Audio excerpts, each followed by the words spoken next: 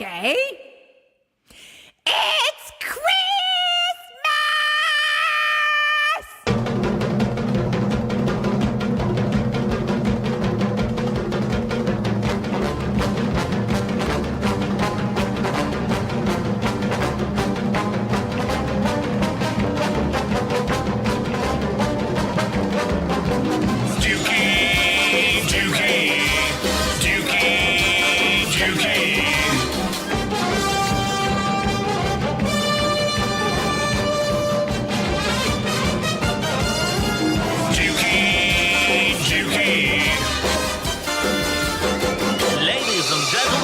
Dukey Radio Show. Hello, with me in the studio on this fantastic Christmas festive bumper edition of the Dukey Radio Show, Sylvia Silversmith. Merry Christmas, everyone. And Marsha MacDonald. Yeah, happy festive whatever, peeps. That sounds incredibly enthusiastic about all things holiday related. Doesn't it just? All things Christmas themed. Doesn't it?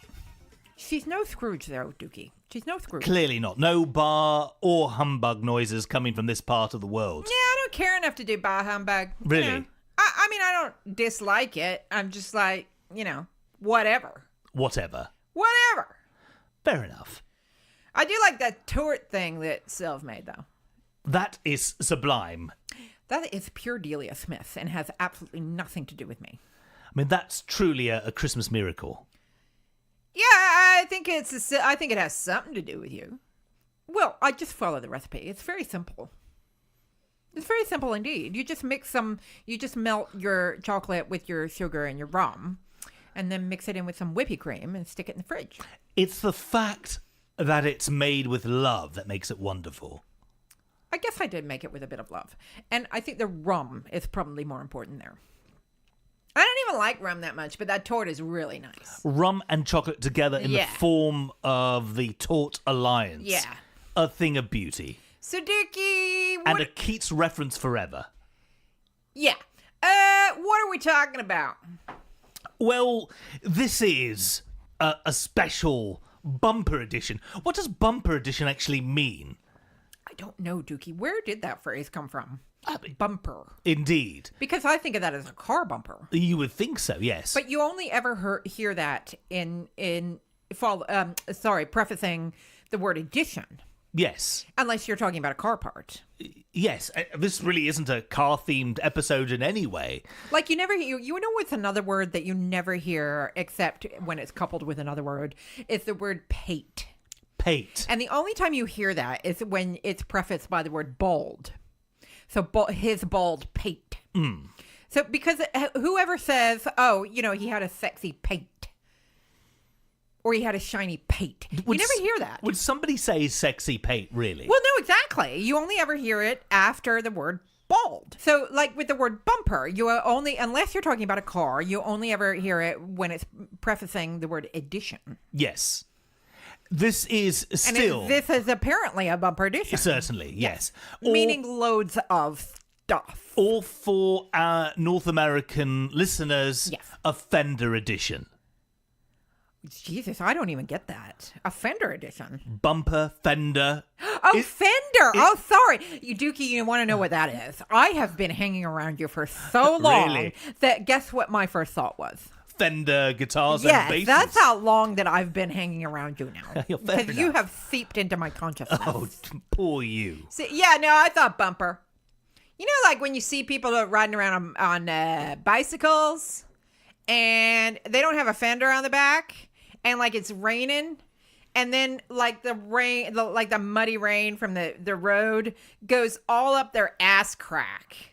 So what they do, like you see, don't you see these people? Tell me more. Like, and then they must get to work, like, because they're obviously going to work, right? And they must get there with, like, I try to keep it above the waist, but you can't help but noticing that they have a big brown wet streak going right up their pants, their trousers, butt crack, yeah. Because they didn't have, you called because it they a didn't bumper. Have a fender. I call it a mudguard.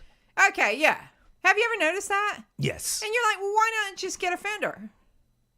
I mean, unless you're doing the Tour de not France, get a where like every gram is mudguard? like, every gram it counts, right? They don't want any extra weight. But And not just the EPO being taken. well, exactly. But if you're going to work, There are other performance-enhancing drugs. yeah, exactly.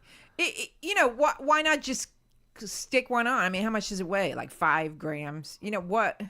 It's a good point.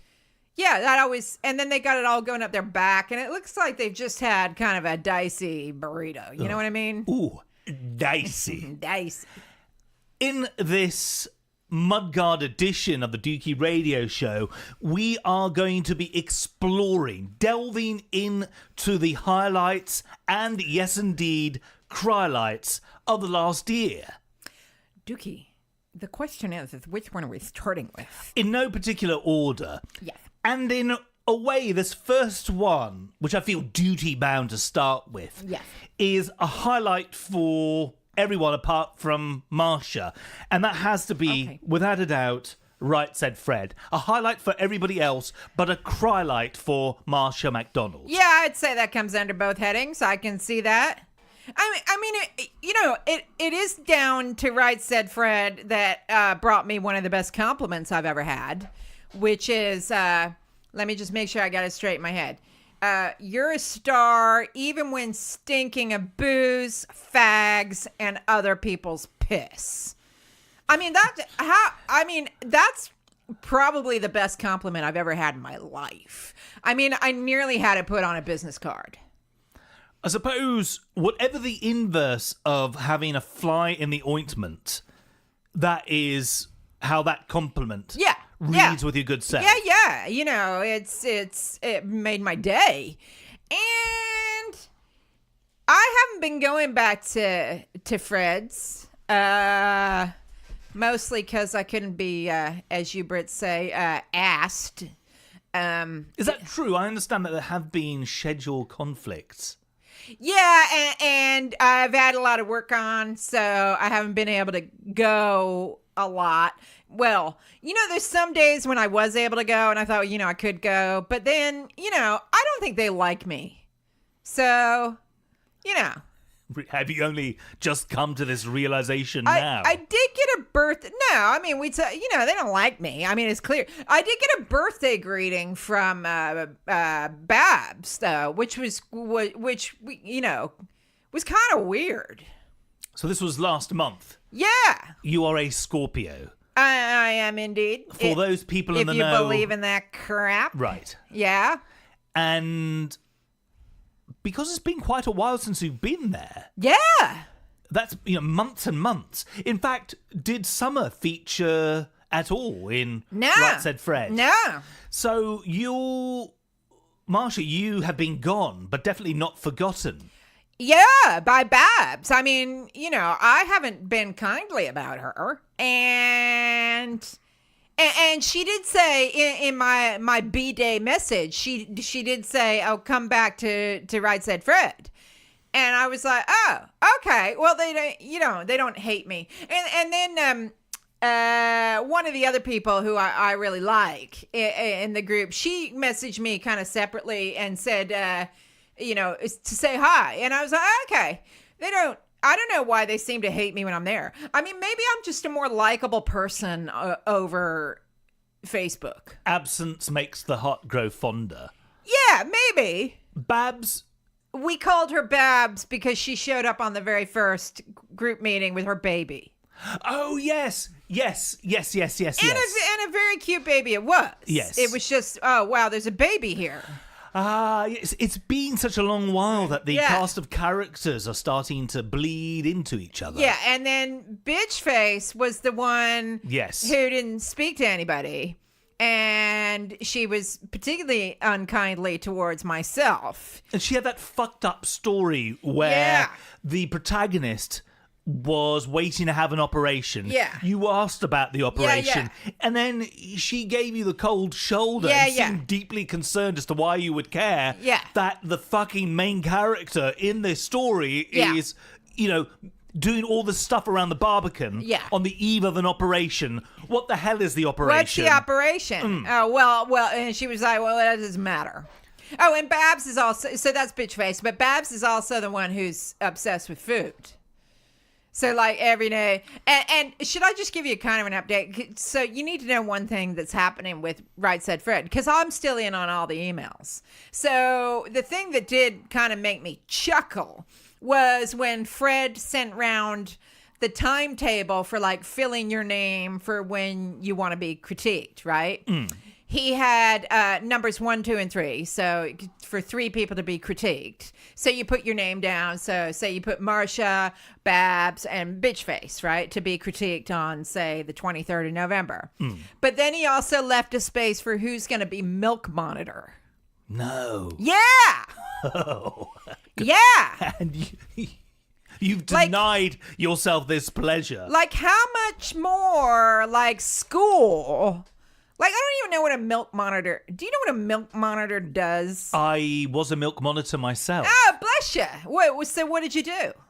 I monitored the milk. I'm not being patronizing. It's an issue of ensuring that milk levels were kept consistent, that we were never without. Sylv, like, back me up on this. Like, because where we went to school, right? You had, like, little mini milk cartons. Oh, yes, you had little mini ones. Like, you take a normal milk carton, but you just miniaturize it. Right. So then everybody gets a milk carton. Oh, you were using UHT milk. No, like refrigerated milk. But, you know, can you picture a milk carton, like, where they put the pictures of the missing kids on? That's quite a North American thing. You don't see that here. You don't really see that here. No. So, but you know what they look like. Yeah. So, and they became famous because for some reason they'd put pictures of missing children on them. Indeed. Although there's a Blur video, the song Yeah, like is, like the Blur video. It's the same size. Is it Milk and Cigarettes? Yes. And Graham Coxon's face appears on a milk carton. So what we had in school was a milk carton that's that same size. So like, because for kids.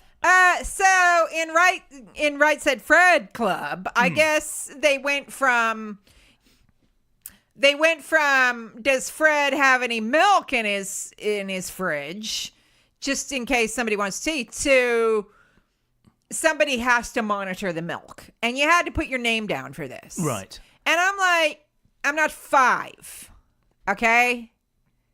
There's a name for the... So every time I thought, I'll just go back, I'll go back. Then I see the milk monitor and I think, yeah, I don't know. There's not enough vodka in the world. And a lot of new people have joined, so there's a lot of names.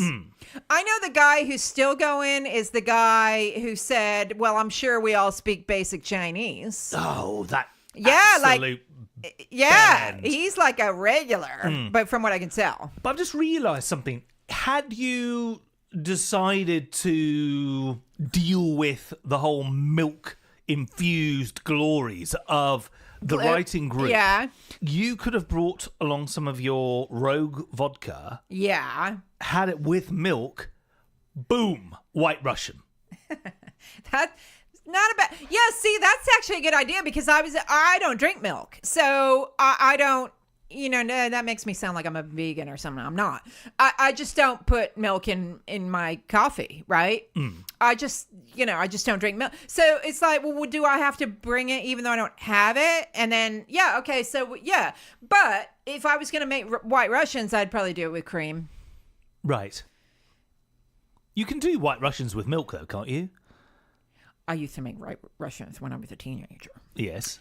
Because it was the only kind of alcohol that was palatable to me. Right. So Kahlua, there are other coffee liqueurs.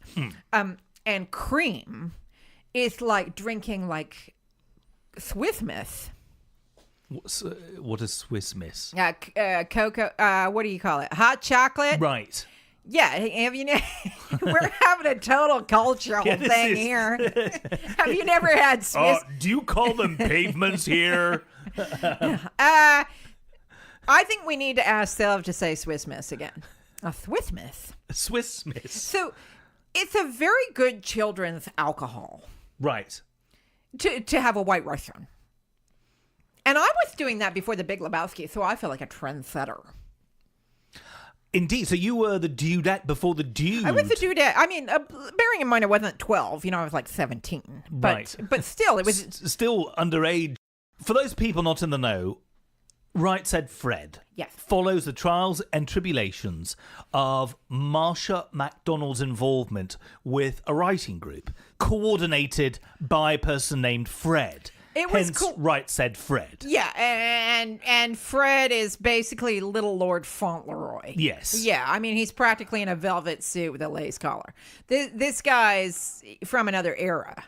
And he resembles Boris Johnson. Yeah, in many, many ways. Right. And A fellow Etonian as well. yeah, exactly. And yeah, so, and when he came to critique my first thing that I submitted, he basically took a great big diarrhea shit all over it. So He let fly. yeah, he took down his pants and he let fly, baby.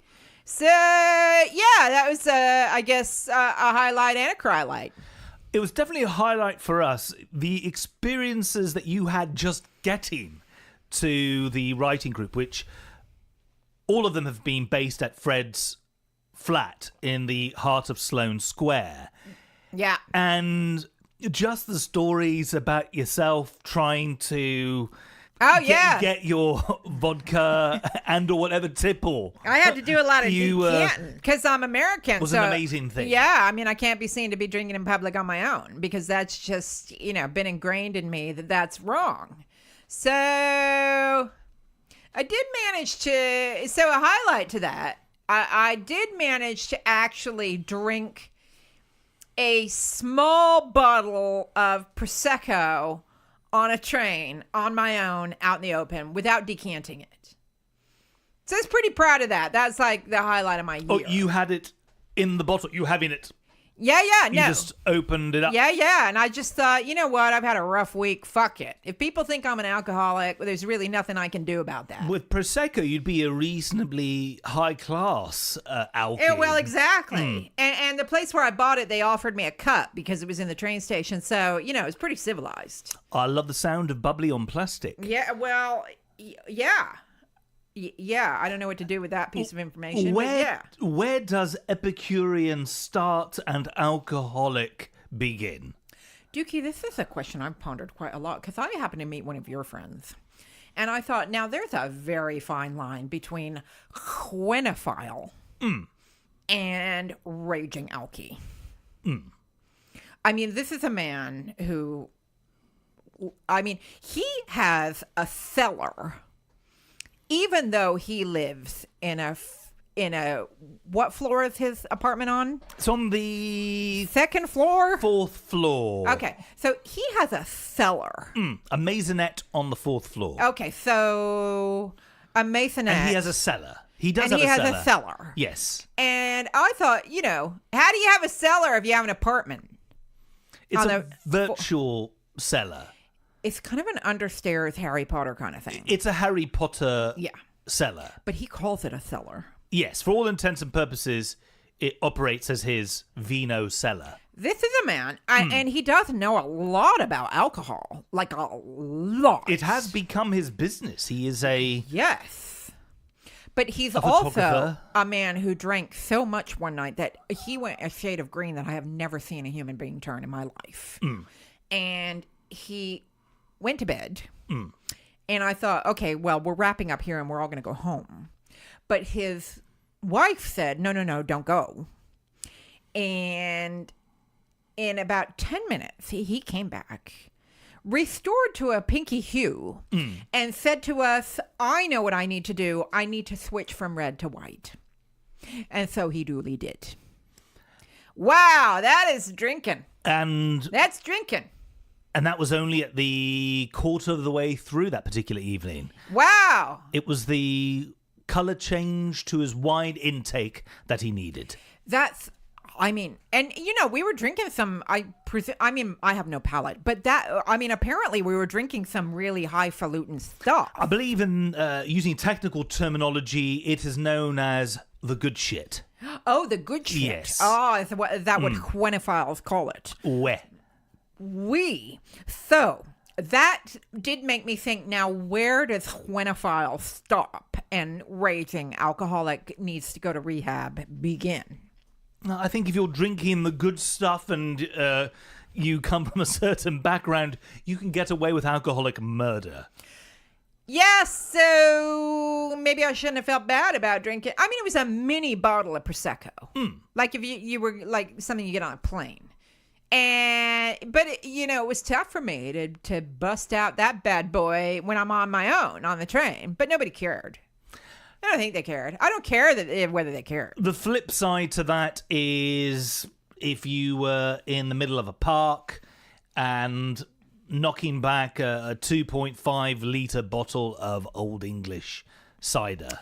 I guess that's where you got a little problem starts. Yes. But then again, if you're living in a park, you got that's a pretty big problem. Where does an enjoyment for the outdoors start and being homeless That begin? might be more of an easy distinction to make. Sylvia went out to lunch with a friend last week and got completely wasted off of one glass of wine. I did, Dukey. It was a stressful meeting, I understand. I got wasted. One glass, a small glass of Pinot Grigio. You clearly hadn't consumed a lot of food beforehand. No, I mean, I had risotto. I mean, I was hammered. Wait, you had risotto before the wine? Well, during. But Hammered. an empty stomach prior to that? Yes, I suppose so. Still, A New World wine? I got home at 4. I was absolutely wasted. I had to have a nap. Well, you got home at 4 a.m.? No, 4 in the afternoon. So you were totally pissed at 4 I was in the hammered. afternoon. Listeners always ate something in the evening somewhere. My grandfather would so not approve. Right. That Methodist upbringing just... Oh, it's a killer, Dukey. A killer. You cannot shift it. One small glass of wine. But I did need it. It was. You said it was a difficult meeting. I was with somebody who's really not very much fun. Right. Yeah. I'm sorry. Yes. So that's one of my Crylights from the last week or so. How was the risotto? It was very bland. Oh, dear. Yes. So, dodgy meeting, iffy food. Yes. How's the wine? The wine was actually really nice. Oh, so at least there's that. It slipped down a little bit too easily. A highlight that I certainly hold very dear to my chest, my heart. Yes. All of those organs which are important and keep me alive and happy and healthy. Without a doubt. Yes. Meeting Leon Towers at House of Hugo just Dukey. a couple of months ago Oh, Dukey. on the south coast. Yeah, the dog guy. Near Brighton, yes. The dog guy. He looks like a Nordic Viking.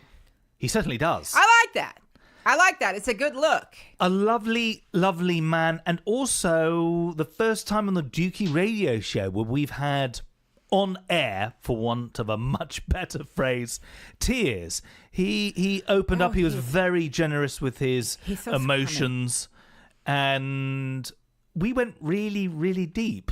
It's so scrummy, Dukey. And you know what made that even better is that you've been trying to bag him for an interview for quite some considerable time. Yes. And and not because he didn't want to come on the show, just because it was just, difficult to try to get a hold of him. Yes. But he was so happy to be on the show once you finally caught him. Oh, an absolutely delightful guest. He's so scrumptious. And we've shared the odd text here and there since. Dukey. And he just started filming his forthcoming television program, and there are all sorts of exciting developments, even bigger than those that we explored during our banter a couple of months ago. I think his show is going to be fabulous. And I know for a fact that your dog, Molly, is going to stay at his doggy watching establishment next month. Yes, Molly is going to return to House of Hugo in tandem with the interview that I did with Leon. Molly, the Sprolly, the Dukey radio show dog, was also being assessed for House of Hugo worthiness. Yes. She passed with flying colours. She did. And she will be returning to House of Hugo as a guest to the boutique dog hotel in late January. I can't wait. I'm looking forward to You know what makes returning. her the luckiest dog on earth? I'm actually jealous of your dog because she gets to stay with Richard, who works there. Oh, he's a And lovely he's man. Fabulous. Yes. And I love him dearly. Yes. And the lovely Mia, who I do believe, checks on the dog throughout the night. Yes. And she's wonderful. She's absolutely And I love her. And she's fantastic. Scrumptious, too. It's just a barrel of scrumptiousness there. And I look forward to catching up with lovely Leon. I think we'll have a cup of tea. I know that he's filming most days, so it will be a flying visit with a very brisk cup of tea. Yeah. I think about him when I'm in the gym. Because I was in the gym yesterday, and I was thinking about Leon. I was thinking, he's got really good triceps and biceps. He does. And I'd quite like to have a piece of that action. I mean, not like the Leon, but like I'd like to have that same sculpted look that he has. Yes. He's very wonderful. This is true. Yes. Let's see what Slutty Sue is doing in her house. In her house. I like to clean. Let's see what Slutty Sue is doing in her house. In her house. like Charlie Sheen. Let's see what Slutty Sue is doing in her house. In her house. Are you done with those mugs? To a mere pedestrian or uninitiated local, Penge may appear to be an unremarkable suburb of London. Neither city nor country, neither posh nor destitute. But in this quiet enclave in the southeastern quarter of our nation's capital is an Art Deco semi-detached house owned and occupied by a North American transplant to Blighty named Slutty Sue. She likes to clean. I popped into Slutty Sue's pristine abode and asked, Slutty Sue, what have you been up to? So this festive season, Dukey, I like to help my local vicar with his baking. He's been making a lot of pies. You know, like those sweet pies, like cheesecake and cherry pies. And one of them, it needs a cookie crumb crust. So lately I've been helping my vicar bash his biscuits. It's gotten his kitchen all dirty. Off the back of Edinburgh Fringe, Yes. we were able to reach out and to invite the uber talent that is Bryony Redman into the Dukey Radio Show studios. She's very wonderful. And her show at Edinburgh Fringe was called Theory of Positivity. And I know it's a dodgy link, but she oozes positivity. I was just going to say her show was one thing this year that made me happy. That was an hour of happiness. Yes. She's just wonderful. And And you said I sadly didn't have the privilege of meeting her, but you said she was a lovely person too. yes, and she got on very well with Molly, the Dukey Well, Radio Show dog. even better. In fact, she tweeted something along the lines of, if she could have, she would have kidnapped the dog. Well, we love Because her they even did more. bond. They bonded. Is your dog like your litmus test for people?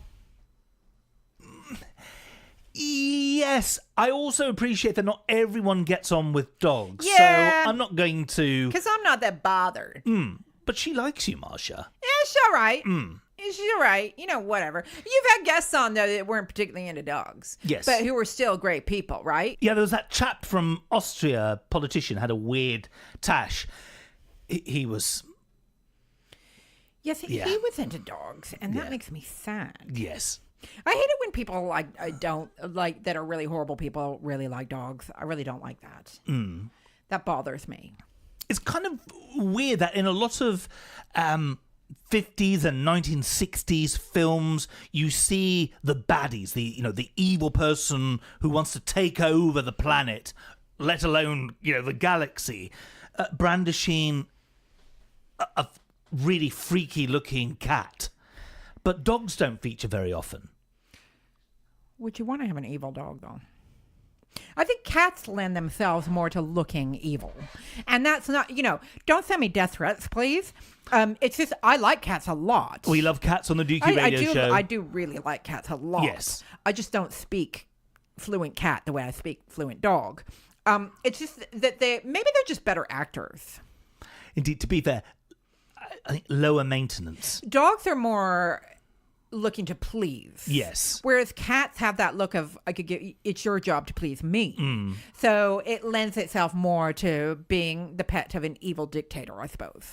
One lovely guest who made it clear in the most diplomatic and respectful of ways, who made it clear that she was not great with dogs, Pippa Evans, last year in January. Yeah, see, some people just don't speak dog, and that's okay. And then embarrassingly, Molly Oh, yeah. floated a couple of air biscuits. And Jesus, man. Yes. So that's poor Pippa tough. is not only a dog fan, but she's been subjected to Molly's farts. Yeah, see, I'm and with she's not her. a very farty dog, but was that particular morning. Oh, dear. That's great. That was not nice. Didn't you have Irene's boyfriend on again a couple weeks ago? Bruce Thomas has been on the Dukey radio show not once, but twice in 2017. Is that because Irene, what does she call him? The sexy sexiness. Yes, she quite loves his flaxen hair.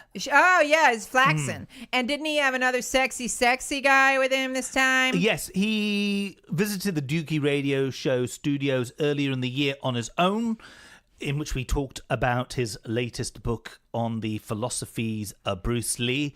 And on the last two-part Dukey radio show last month, he and his recent partner in musical crime, Spencer Brown, were both here together. Ah, right. That's a good name, Spencer. I like that. Yes. Yeah, that's a good name. And we gambled, we shared all kinds of banter, and the two episodes are very, very interesting because they're equal parts playful. There are dark moments. We get analytical about music, and it's a very silly yet intense interplay between the three of us. I think the fact that I now know Bruce very well and we're mates means that we have a certain synergy. And although I only met Spencer for the first time the day that we did the interview, the fact that he and Bruce are very, very, very close meant that we had the recipe for a really exciting Dukey radio show. You had the recipe for a really exciting Well, romance. two of them. Well, indeed.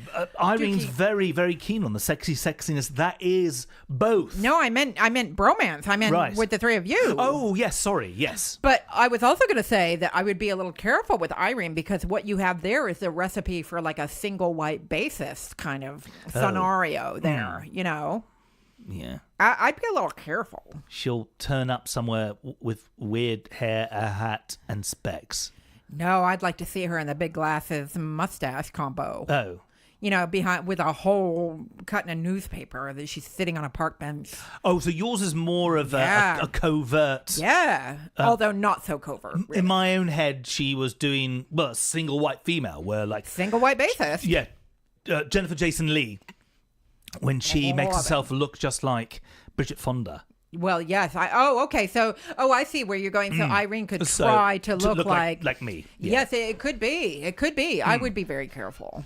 Very careful indeed. I'm going to keep my hats and specs, not to mention my bases, under close I would. security watch, scrutiny. I would. Add word here. So, Dukey, you've had some illustrious guests this year. This is very, very It's true. your highlights. Very highlighty. And also, there have been a lot of exciting outings away from the Dukey radio show Oh, Dukey. that we've been able to enjoy. Dukey, we've just bored Marsha to death with that. Yes. Is this thing you guys went on? The location? London. The attraction, and it's not Bruce Thomas this time, Mail Rail. Wasn't it fabulous? Absolutely incredible. Fabuloso. So much fun. What do you do? Go on a toy train? No. It did, to be fair to her, though, Yes. Dukey, it did feel a bit like a toy train. It does involve a train journey. It involves travelling on the now defunct Mail Rail network, which is based in the Clerkenwell area, Farringdon. And on paper, it does not read very well. No. But it is genuinely a journey through time. It is beautifully done. And How did I know that you would like it, though? Because I read about it in the Time Out, and I thought, that's what to get Dukey for an early Christmas present. yes, And because I just read, you can ride on what is the now, as you say, defunct train that used to take the letters from post office to post office underground. yes, So it's a teeny tiny train. very small. It's teeny tiny. In fact, we had to move because one lady didn't fit. That's right. And she was by no means a big lady. She was just a normal sized lady. And then you and I were squidged up big time. Yes. That's how small it is. Yeah, the trains have been converted from those units that were designed just to move post. Yes. So these are a fraction of the size of the rail trains that you're probably thinking of when you think about London Underground Yes. or underground systems around the globe. And it's absolutely brilliant. I mean, obviously, for some 70 years, this service was the artery for communication in the UK, and you could only have access to it if you were working for Royal Mail. And it was an absolute honour, an absolute privilege to do it. I thoroughly a good enjoyed it. present. And also there's a great cafe which is based That cafe just is really nice. outside of the attraction. And Sylv said that they had a good AV. AV, sorry. A good AV. Oh, audio-visual Yeah. accompaniment. Yeah. Oh, it's absolutely incredible. You stop at some of the what are still operational post offices, and they recreate what it looked like through amazing video images and sound reinforcement, and you really feel that you're in 1940s wartime London. It was super cool. I have to say that if you're going to go, I think because I had a really hard time finding a slot because you have to book the slot. And I found it really hard because it sold out like crazy. So, and I don't know if it's going beyond January, but if you are going to go, it's mailrail.com. And I thought the greatest thing was I thought that we were just going to go for the ride. And then, who cares about the exhibition? I was just like, oh, okay, well, the ride will be over at 2:30. So you and I can go have coffee by 3. We didn't get out of there until like 4 because the exhibition was amazing too. Highly interactive. We got to sort mail like on a moving train. Yes. Like they used to have to do. Yes. Like you had to be going chugga chugga chugga Both chugga first chugga. and second class. Yeah, it was amazing. And They had dress up clothes and everything. Yes. Like your kids were loving it, and then there was a lot of men of a certain age who were loving the trains quite a lot. yes, a lot of train spotters Yes. intrigued by But it was cool. what were largely electric battery operated Yes. units going back decades and decades, long before Priuses It was amazing. were gracing our streets. I had a lovely afternoon that day, Dukey. It was great. And also I felt like a little kid. In any situation whereby I was able to put on the various uniforms that people would have worn, I would have done it. And I put on helmets. I behaved like a helmet. And I felt like a little kid. It was wonderful. You guys do weird stuff. Like that. Okay, you kind of sold it to me, but you know what you haven't sold to me? What was the name of that weird place that has a weird, well, not a weird place, but it has kind of a weird name? Oh, our pilgrimage to Wivenhoe. Yes, we did Wivenhoe. an Essex pilgrimage. Yeah, I mean, who does that to Essex? Sylvia and myself. Yes, but it's not just Essex, it's Wivenhoe. Wivenhoe. Wow. What a beautiful little town on the Keys. Yes. Oh, so beautiful. An oasis of liberal, artsy people just on the outskirts of Colchester. So you guys woke up one day and you both thought, I know, let's go to Wivenhoe. Correct. Well, it was only because I was reading a book. And there was these 2 gentlemen who were partners, and they were most famous for being friends of the painter Francis Bacon. As well as friends of Dorothy. Yes, they were together for a very long time. One of them was put in prison for being gay during the war, which was horrible, horrible, horrible. but no buts. But so that was horrible. But then what happened was they were together so long that when it became legal to have civil partnerships here, they were among the first to get married. Ah, bring it on. So they were together like 70 years. And I wanted to go see their house, which you could still see on the Key, which is a beautiful house. Yes. So that's why we went. That's a good reason. And then we carried on our pilgrimage further east into Essex along the estuary to Grayson Perry's A House for Essex. Is that the guy that dresses up like a girl? He has an alter ego named Claire.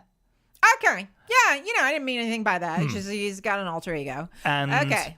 I like the way he dresses because I guess Sylv said that he gets his dresses made by students of the London College of Fashion. That's right. They do make his dresses for him, and they are amazing. I mean, they're works of art in themselves.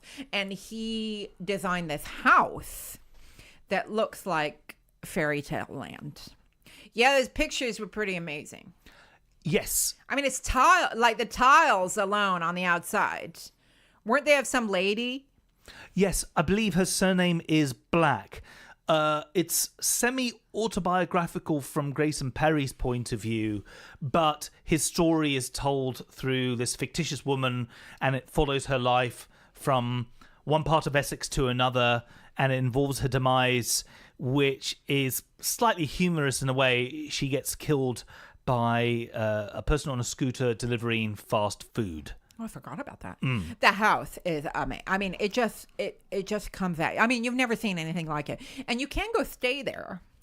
It's just that it costs a lot of money. Yes. I mean, if you can get like 10 friends together and you all decide to go stay, because there's enough room, I think, in this house to rent it out for the weekend. You can do that, but it does cost like £1,500 for the weekend. It's really expensive. And Molly, it's amazing to go see. Yes, Molly the Sprolly joined us on this pilgrimage, incidentally. I had a lovely day that day too. And she was most impressed by the Essex house. She answered some P-mail there. She usually answers P-mail. But this was Essex P-mail. I don't know what that means. What is that? Where she takes a waz? Yes. Okay. You need not worry about it. All right. And we carried on. We carried on our Essex pilgrimage to Harwich, which is where friend of the Dukey radio show, Ben Wood, is from. Benny Woo Woo. Benny Woo Woo. And we were able to see the actual boat that rocked. Yes. And to say that Sylvia Silversmith was less than impressed by Harwich means that we should have spent more time there. Sunset had already made its presence known, Yes. and she wasn't really able to fully absorb the glories of the place. I felt like about Harwich the way I feel about Cleveland. Which one? Cleveland, England? Ohio. Oh, yes. There's a Cleveland in England? Yes. Oh, okay. I didn't know that. Yeah. Yes. Like where you go and you're like, I know the Rock and Roll Hall of Fame is here and I'm going to go now. Right. So when you went to Cleveland, Yes. you turned up, Yes. you went to see the Rock and Roll Hall of Fame. I didn't go there. I Oh, just right. knew that it was there. So you just arrived. Yes. And then you came to the realization that you were indeed in the same conurbation Yes. that the Rock and Roll Hall of Fame is located. Yes. And that seemed to be sufficient knowledge It was pretty and sufficient. experience for you to then move on. Yeah, and then I was ready to go. I mean, I had breakfast. Right.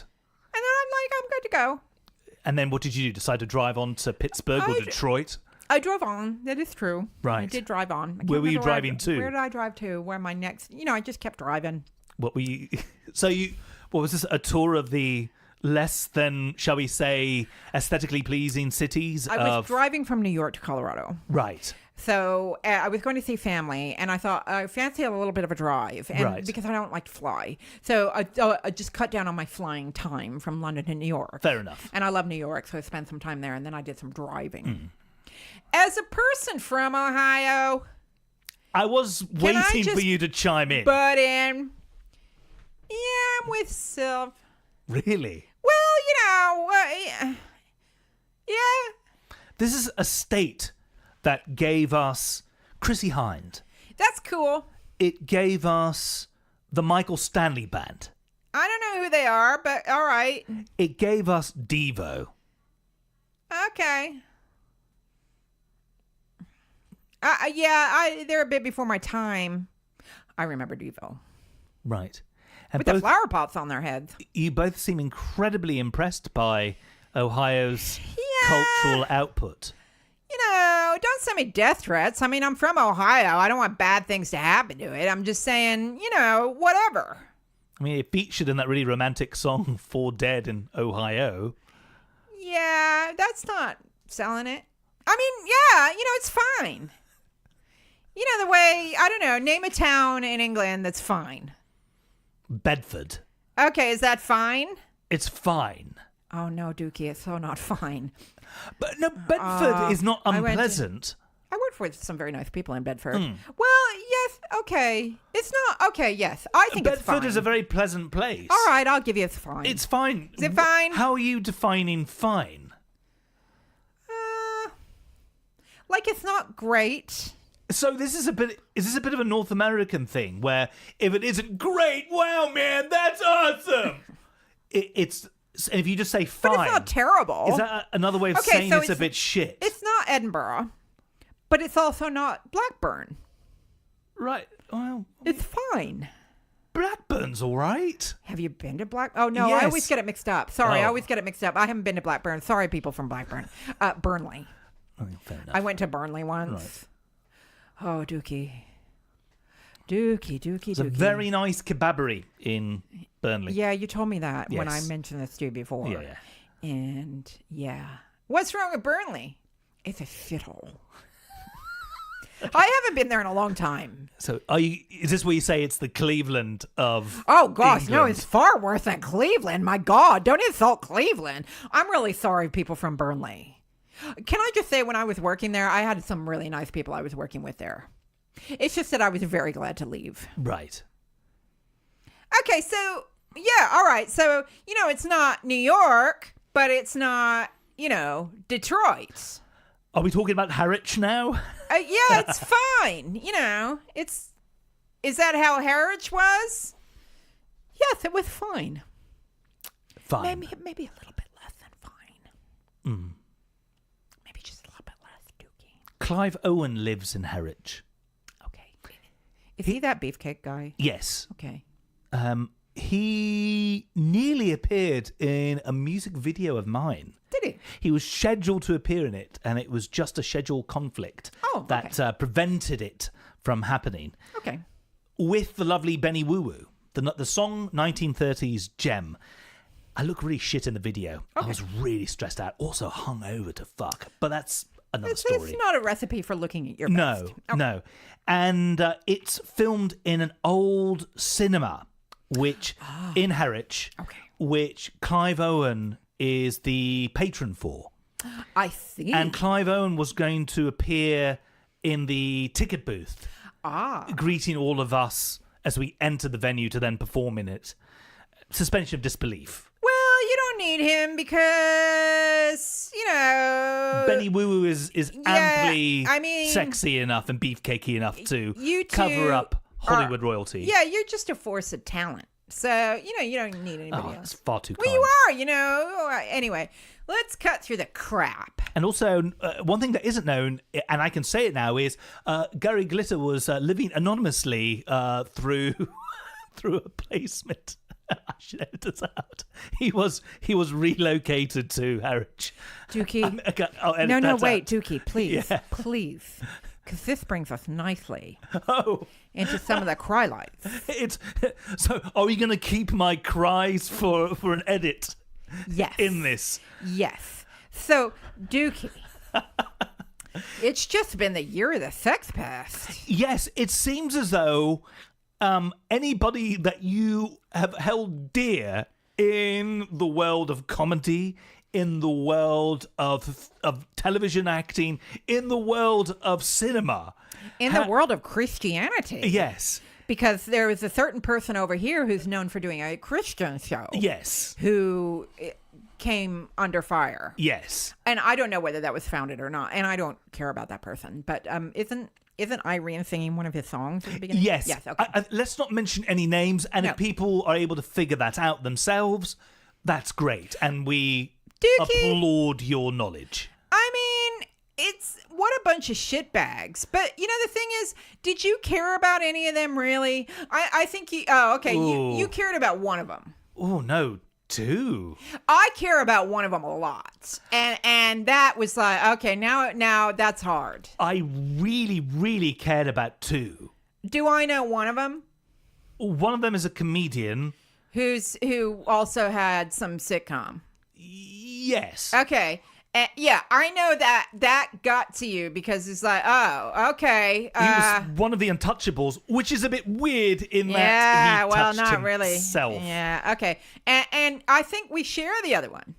Yes. Oh, the other one really hurts. I The can't other one mention his really name. hurts. The other one really hurts. He spans time. He's a tremendous actor. Yeah. He's a man of certain vintage. Yeah. And he was doing a really good trans role. yes. And that did hurt. It did hurt. Yes. Yeah. Okay. One of them I knew a lot about already because I had inside info. Yeah. Well, the thing that I wonder, Yes. and I this is, these people don't need any. Oh, I kind of cared about another one of them Oh. because I liked him, right? And he's one of the bigger ones that came out. Well, he didn't come out. That was part of the problem, I think. Right. Are we Yeah, with- I mean, he lived in this country for a while. Oh, he's the one he's that I American. had inside info on. Yes. Okay. Yes. Uh, A thespian of, some incredible talent. Oh, well, who you were talking about? I was talking about the somebody who was in a certain trans role. Oh, no, I understood that. Oh, okay. This Okay. person was a man of certain vintage, I was saying. Oh, yes. Okay, so Yes. we're all right. We're on the same page. Whereas the other one was a bit of a dog walker in South London. Yeah. In the See, wee yeah, that hours. hurt because I did have some time for him because I thought that his morals and ethics. He seemed like a very principled person, and not, apparently not. Anyway, well, you know what I wonder. Who wrote the Book of Love? No, I wonder. That's really shit, Dukey. You're better than that. Better than that, Dukey. What do you wonder? What are they doing? What do they do now? What? Like, not what do they do now? Who cares? They're all a bunch of shitbags. Whatever. But it just piques my curiosity. Like when your career goes from like a certain comedian who you were really upset about to find out that he's a scumbag. He was at the peak. Scumbag or wanker? Well, literally. A wanker who has been a scumbag in his wankitude. Yeah, whatever. I don't care. I'm not going to distinguish. I mean, if you do that, you're a scumbag. So one day, so say like on a Wednesday, right? He's got a new movie coming out. He's got a successful sitcom. He's got a tour happening. He's doing voiceovers. He is the big deal. Yes, hot to trot. Yeah. Hot And property. then, say it's on a Wednesday, that afternoon, his career is over. Right? OVA. OVUH, over. Right? So, then what do you do the next morning? That's a good question. Do you get up? Have a huge wank. Ew. Do you get up? Do you make your coffee? I expect there's a lot of meetings with lawyers. I would imagine so. Yeah, I did think that, but then Damage I thought, limitation. Yeah, but okay, Trying to so- get a new agent. Yeah, so what is that? A couple of hours out of your day? Then what do you do? Catch up on sleep. Yeah, like literally. I'm not saying what do you do. I'm not saying, don't send me any death threats. I'm not offering any sympathy to these people. I'm just out of curiosity. How do you fill your days? I think they should all get together and like form a support group. Like they could have it like in a community hall somewhere, maybe in, Ohio. I'm not offering any places, but I'm just saying, maybe Right. they could get together and they could kind of have a coffee clatch. You know what I mean? Yes. And just, obviously the big guy, he's going to be like the chairperson, the Yes. main one. Yes. The The one that likes to walk dogs. No, in South London. not him. No, he's vice president. Right. I mean the main guy. Right. I mean the guy who started. Oh, yes. Yeah. Yeah. The grand fromage. The grand Yes. fromage. Yes. Yeah, the catalyst for Yeah, seemingly for all of this coming guy, to light. Yeah, like that. He's like a turd on legs, Yes. right? So he's like, he's the president. Mr. Dog Walker. Sorry, Sylv. I know you don't like horrible people walking dogs, but that's the case. He's vice president. Your man. And he likes Vice. Your man from the sitcom comedian world. He's what, treasurer? Yes. And the trans guy, who was the guy who's playing the trans person, what, minute taker?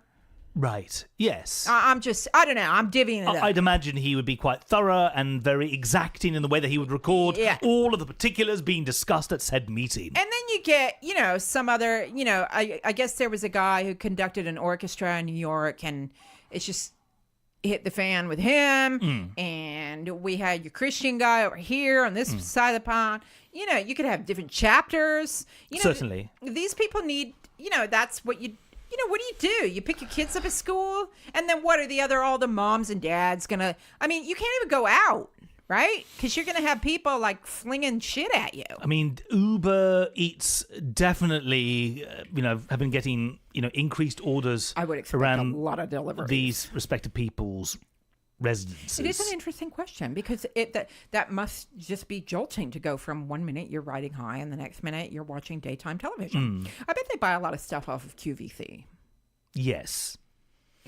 I've been watching a lot of QVC lately, Dukey. Have you been buying anything? No, I've never bought anything off of one So of those you channels. just enjoy it from an entertainment perspective? No, I don't enjoy it. I find it fascinating. Right. There's one of them that's just, it's not QVC, but it's another channel like that called Create and Craft. And it's for people who like to do crafty things, and you buy all your crafty stuff from there. Right. And it's always people who are sticking bits of paper onto other bits of paper. Right. Pritt stick. Yeah, there's a lot of gluing and cutting. Pritt stick. And it costs hundreds. Like literally. Because you could buy all the machines that cut the paper for you. There's 200 right there. And then you buy packs of paper, and there's another 50. I mean, it just fascinates me. I wonder whether or not some of these people that we have been discussing are finally able to watch The West Wing from beginning to end because they missed it the first time round. Yeah, I guess it's time to catch up on Binge your watch. box set. I guess. Yeah. I guess that's what you do. I just find it, it just out of pure human curiosity. Like, how does that work? In the UK, Yeah. about 5 or so years ago, Justin Lee Collins I loved him, Dukey. experienced Oh, I loved him. a similar career change, shall we say. Dukey, can I just say, I loved him so much that I remember where I was when I read the newspaper article detailing what he was guilty of. And I was on a train, and I nearly said to the complete stranger sitting next to me, "Oh my God, can you believe this?" He just came across as just a great big cuddle bunny. Super likable. And then it turns out he's tormenting his girlfriend. Yeah. So yes, what does he do? I walked past him about a year or so ago. He was he on his tormenting way. anyone? No, he gave me. I was wearing a Russian coat, Ah, a Russian military coat. It's grey. It's very warm. sexy. I have to say, I look aesthetically pleasing in it. Sure you do. I surprisingly, I decorate it well, and It's not surprising at all. I can't stress how warm it is as well. So it was a cold winter's day earlier in the year, and I was in North London near the Pleasance Theatre, our own Pleasance Theatre in London. I gotcha. And he's unmistakable. He looks exactly the same. Yes, okay. And he looked walked- like Ridley Adams. Yes, very People much of so. my era, yes. Okay. And I clocked him quite a significant distance away. And he gave me a very weird look. Mainly, I feel, due to my coat. And okay. he was on his way to the Pleasance Theatre. And I believe I was a bit nosy. I went to see what was on at Pleasance Theatre. Yes. And I think he's using a pseudonym to Really? write productions or to be involved he's not with starring production. in it. No. Oh, okay. No. Behind the scenes. Yeah, see, who is this guy? Justin Lee Collins, He's kind of a comedian, I guess. a comedian. really. Did he ever do stand-up? That I don't think know. so. He fronted these programs that were like funny documentaries. Yes. Like he did one on the wrestling culture in Mexico. Yes. And I just thought he was so cuddly in that. And also a series of programs in which he would try to reunite the casts of 1980s television programs like Dallas. Oh, right. So, okay. And then what did he do? He was like just horrible to his girlfriend, and he got prosecuted for it. Yes. And I remember where I was when I read it in the paper, and my jaw dropped. I mean, just try to think of somebody that Marsha knows, Dukey, because you're good at that. That would be the equivalent if you found out that they were like a horrible, horrible person. The French-American comedian Robert Saget. Oh, what, Bob Saget? Yes. Oh, would it be like finding out that he's like a wife beater? Yes. Ah, okay. I get it. Incidentally, we are not saying that he is. No. We're just using somebody Family of Guy, yeah. similar. I mean, the worst thing you can say stature. about him is he's just not funny. But you're not going to get sued for that, right? No. Allegedly, he's not funny. Does that make it better? He's out there as a stand-up comedian performing and keeping the spirit of Robert Saget alive. Okay, so what we're saying is this Justin What's-It Justin is Lee Collins. the British equivalent of Bob Saget. Yes. Okay. And there's an age difference between the two, but from the point of view of being very popular on mainstream television Yes, and in different formats. Seemed like an innocuous person. Yes. Like you just, what does he do? He goes home, he drinks some cocoa, he puts his feet up, he reads to his kids. That's what you think. Oozing likability. Yes. Dare I say, the slightly eccentric boy next door charm. Ah, okay. Yeah. So, and then that's hard because you kind of think that they disappear, but they still have to make a living, right? Yes. So, and they got to make a living, I guess, the only way they know how. I mean, unless you want to, there will be people out there who go, well, you should just kill him or whatever. That's not going to happen. I guess the worst that you could wish on them is that they have to go work in a call center. Mm. Or an open plan office. Oh, well, indeed. In a business park. Ooh, ouch. Ooh, Dukey. Near That's Bedford. rough. That is rough. I suppose a lot of these people are independently wealthy and will have portfolios of property. Then perhaps they are thinking of ways to I did think that. not suffer from capital erosion. Yeah. I mean, I guess the question of how they're going to support themselves doesn't factor into my curiosity, because you think, yeah, of course they've got enough money to last them the rest of their lives. Of course they do. So that doesn't interest me. What interests me is how they fill their days. Like, because there's only so many meetings with lawyers or real estate agents that you can have, right? Surely. And, and then what do you, do you, you have to have your food delivered. If you do go out, everybody's going to point at you and sneer. So, it's just, and some of them might have kids and need picking up from school. Like, how do they work that? It's just the machinations of it that interest me. It just makes me curious. The same way that people are curious about, people on death row, their last meal. It's just like, that makes me curious. So, yeah, I wonder, like, what are they doing today? What are they doing, like, right now? That's what I wonder. Watching West Wing Series 3. Yeah, catching up on box sets. Catching up. I just caught up on a box set. Which one? That I am far behind on because it hasn't been on air in years. And all the actors that were in it playing teenagers are now all fully grown adults and, working in the theater and stuff. The In-Betweeners. Oh, yes. Jesus, Dukey. I'm a big fan. Yeah. I was a very big fan at the time. I bet you are. You know why you're a big... So me and Sylv decided to watch this together. And we said, Dukey must love this because it's nothing but farts and butts. Yeah, highbrow humor. It's diarrhea. And clunge. Clunge, pee. You're not that into clunge humor, though. You're more into your poop and pee, farty, belchy, spunky stuff. I mean, there's not that much clunge humor, just references to clunge. Just the word clunge. That program gave the world clunge. I mean, if nothing, I mean, I'm not saying that I loved it. I did love it. I mean, it's a bit disgusting. We couldn't eat it when we were eating dinner. I mean, sorry, we couldn't watch it when we were eating dinner, could we? No, because it was... I'd have no issue with it. I think as Americans, we just have, slightly more sensitive stomachs to that kind of... And as women.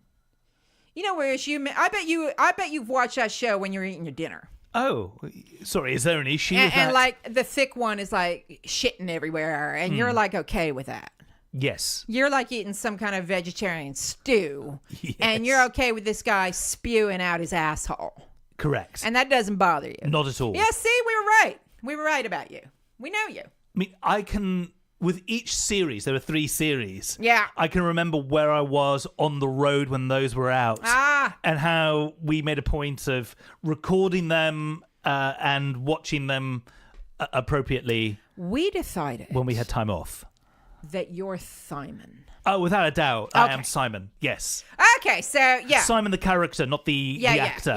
Yeah. Yes. So you're the guy with his little hair twizzled up in the front. Yes, Yeah. that part's maybe not so similar, but yeah, there's the personality similarity. Because he's smart, but he's easily led by dickheads. What are you saying? And he's principled, Yeah. but he's not judgmental with it. So if you act like a dick, he might say, don't do that, but he also won't judge you for it. He'll just be like, that's probably not a good idea to... do that, but, knock yourself out. I'm not going to think any less of you kind of thing. And perhaps overly dramatic in his reactions to things. Yeah! When it's a negative reaction. I have heard that you, as the wonderfully talented Benny Wood put it, you do like your Ramsey moments. I don't know if I like them, but they happen. They do happen. Only on the road, though. Yeah, on the road or at gigs. At gigs. Yes. Only in your musical world. Creative tension. Yes, only when it comes to creativity, because otherwise you get mildly irritated at worst. Yes. And then you might have a bit of a drama-rama about Correct. it. But I've heard stories about, a bit of effing and blinding and slamming of the Volvo door. That has happened. Yes. I have thrown keys and at various throwing of band members. keys. I'm not proud of that. Incidentally, not deliberately to hurt. A band member was having a go at my driving. Incidentally, I was in the right. Oh, dear. I was genuinely in the right. Yeah, hey, Syl, we're digging up old wounds here. Park up and throw the keys. You take over. Which isn't great. I'm not proud of that, but yeah, those moments happened, and they were accompanied by colourful Anglo-Saxon language of the Gordon Ramsay variety. It's just, we all have different facets. But yeah, it's interesting. Around the time that The In-Betweeners was originally on, I was touring with outfits which usually involved a core band of three to four, and a merch person. And the way that the characters on the road echoed the traits of the wonderful characters from The In-Betweeners, it was uncanny. Was there as much, like, semen, urine, feces, farting, vomiting? Was there as much? Not as much semen, but certainly all the other things. Ah, Jesus. Yes. Okay. All right. Yeah. And the difference is those people were playing teenagers. And it's interesting because me and Sylv aren't the demographic, because the demographic is people like you, and like, like people of that age, and, who are really going to relate to it, and, to women. But, it's pretty funny. It's just gross. I love the idea of the dog walker, the curator of a certain theatre for a while here in the UK, being in his Hollywood home and thinking, right, I've seen all of The West Wing now. Fantastic show. I'm now going to watch The In-Betweeners. Well, they best be grateful for box sets. That's all I can say. Indeed. Box sets and home delivery. 'Cause that's what your life is going to be. Netflix and try to chill. Yes, I guess so. I mean, unless you're, trying to keep yourself out of prison. Anyway, Dukey. Well, indeed. Those are some Crylights. And I don't want to end on a negative note. Yes. You have a Crylight, Sylvia, that I have several. I feel, well, one in particular. Yes. That I feel deserves an examination. Yes. And that is the question. Yes. Is it okay to cry on the quiet carriage of a train? Well, exactly. That's what I'm saying. Well, when I say I have several, I only mean that it's been, work-wise, a very stressful year for me. So this has involved quite a few tears. Yeah, and I don't think Sylv was too happy for some of our recordings. Yes. No, sadly not. This has been highlighted during the intro banter bits on a few Dukey radio show episodes. Sadly, I've just been a little low-key because I've worked for some difficult people this year. You have. Very difficult people. And it's all turned out okay and fine. It's just that there's been a lot of tears involved. And I've also been on a lot of trains this year because I've been traveling a lot for work. And for some reason, yes, I always do book myself the quiet carriage. And I don't know why, because it's the most stressful place in the universe. Because the minute you make a noise, people are going shit crazy, like back crap crazy. And there's been a couple of times when I've got on the quiet coach, either on the way home or the way to work, and gotten shussed for snuffling. Oh, dear. And I'm trying to be as quiet as I can because, firstly, I don't want anybody to turn to me and go, "Are you okay?" Because I'm clearly not, but you're a stranger, and I don't want to make other people feel awkward. Particularly not on the quiet carriage. Exactly. And then, what are you doing? You're making a big deal. And I just wanted to let me just, and then it'll be fine. So, yes, I got. And Dukey, you want to know what else happened to me on the quiet carriage? This wasn't a crying moment, but I was eating some potato chips. And Crisps to our British listeners. I can't say that word, crisps. Is that a good word for me? I don't think it is. So I think it's a very good word for you. Yes, maybe it is. So I was eating the really crunchy ones. The kettle chips. Yes. There are other crunchy brands of potato chips, because I just got a mini bag because that's what I do sometimes on the train. And I'm so glad you included that info. do you want to? I'm mindful this is a really difficult. I'm mindful this is a really difficult. You want to make thing her to talk cry? about. I'm trying to take the piss in a loving way. I got tutted. Oh dear. Whilst I was eating my potato chips. And you know what really was particularly upsetting about that was we hadn't even left the station yet. Oh no, I didn't know that part. Yes. So officially the train journey had not commenced yet. So I kind of thought there should be some rules. Like when you go to the movies and they're showing the trailers and people talk through the trailers and stuff and you kind of think, well, that's fine. Like we have a social contract. And then the social contract is talk as much as you want now and look at your phones and do whatever. Because when the movie starts, that's when we all shut up, right? So, and that's the contract. So, I would have thought okay, we haven't left the station yet. So if you're in the quiet carriage and your phone is ringing or you're talking on the phone or you're making a load of noise or whatever, that it's kind of okay because the social contract says when we leave the station, that's when you be quiet. Now, I'm quiet anyway because I tend to always have my phone on silent. And so my phone never rings on the quiet carriage. And, I make sure that my computer is turned all the way down so I don't get that little introductory music when I turn it on. If I'm reading a magazine, I turn the pages really quietly. I'm like a model citizen on quiet carriages. So I was just finishing my potato chips.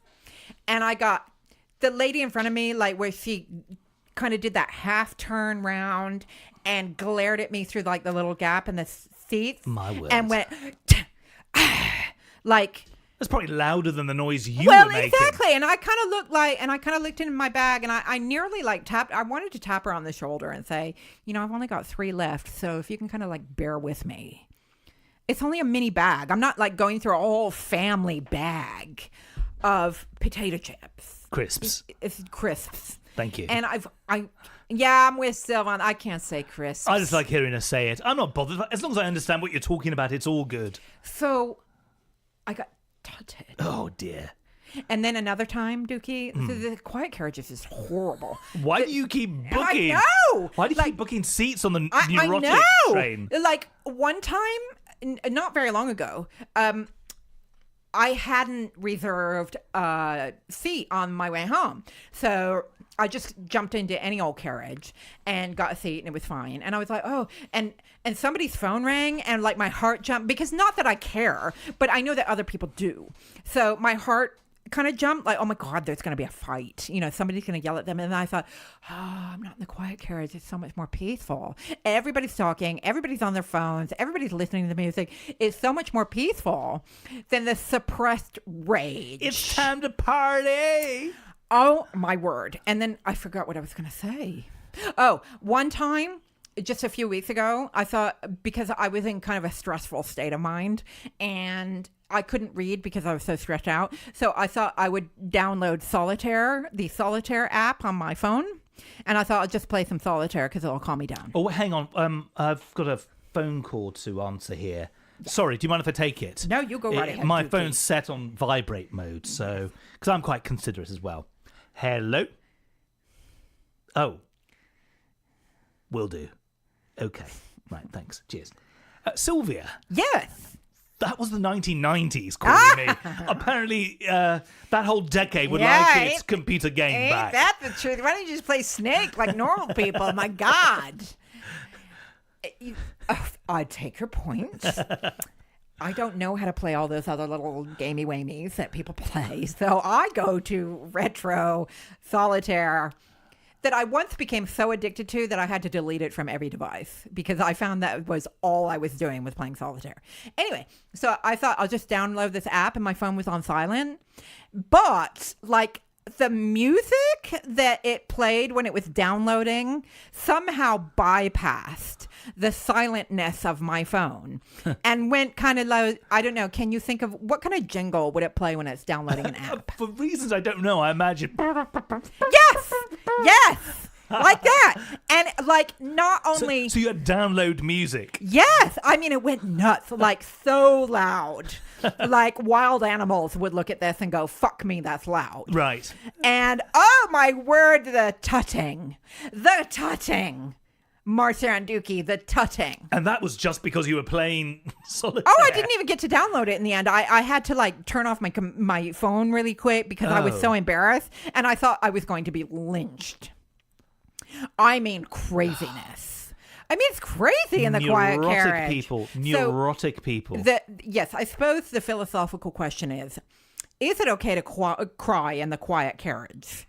Because I was trying to do it as silently as I possibly could. I mean, it was pretty silent. It was just a couple of little, having to snorkel up some phlegm. As you do. As you do. But I don't know. That's an ethical conundrum there. Goodness. I mean, that's one that maybe there is no answer to it. I think it's one of those, if you're upset enough to be crying, I don't know. I think you should get like a special dispensation. Here. Absolutely. I've seen more people get in fights in the quiet carriage. I swear to God, this woman one time, I'm sad to say that she was American. She had a serious go at these two girls that were just having a normal voiced conversation. And the American woman said to them, I thought the quiet coach meant no noise whatsoever. Oh, dear.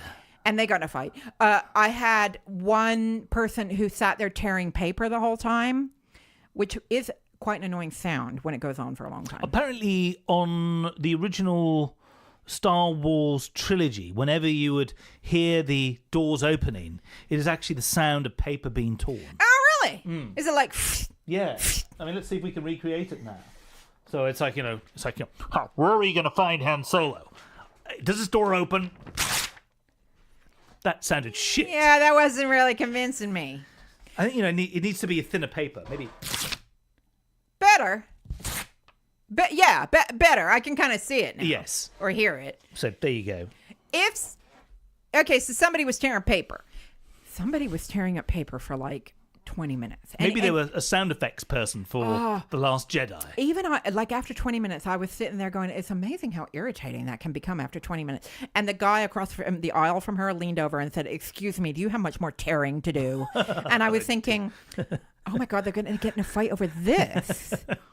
I had a woman get in a fight because somebody else was on her phone, and they got into a proper like "fuck you" type fight. So it's supposed to be a quiet coach, but then the people who are horrible. making little bits of noise Yes. create so much of a disturbance that the people who are there and are quiet fascist decide to be extra loud, louder than the noises which have been the catalyst for them having a strong reaction in the first place. I tell you what, Dukey, my last story about that, sorry. I was on the quiet coach from here to Norwich once, and I was waiting because my friend was thinking about moving out of London, and I was expecting to get a phone call from her to say whether she was moving or not, and I really didn't want her to. I was really upset about it.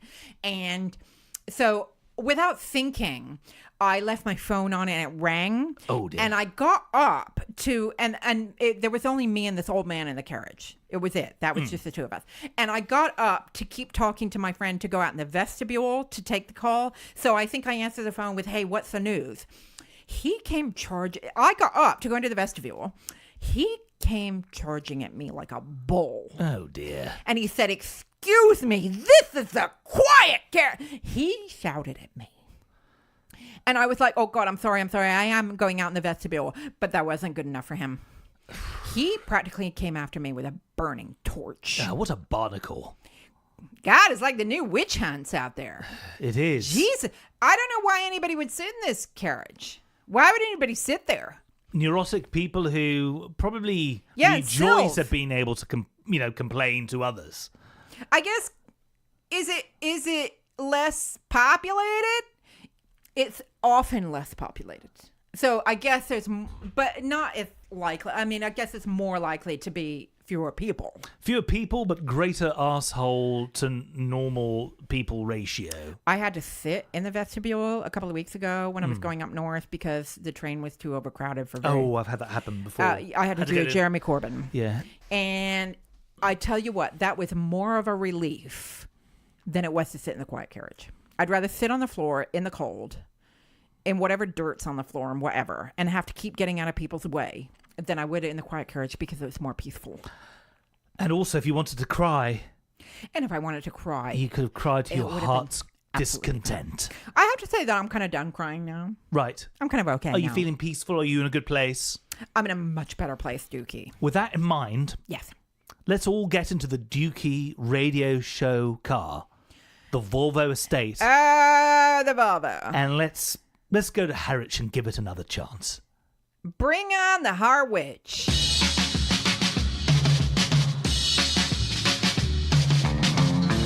Well, that is indeed your Yuletide lot.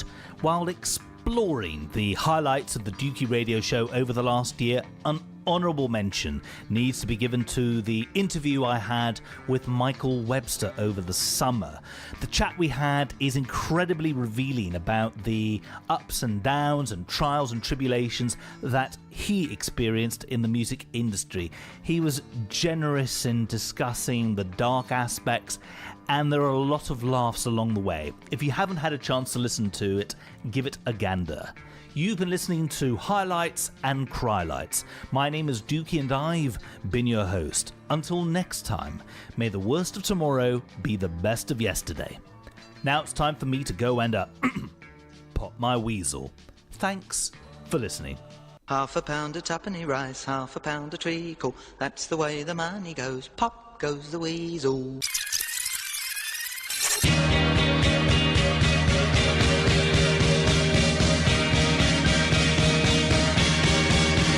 Facebook.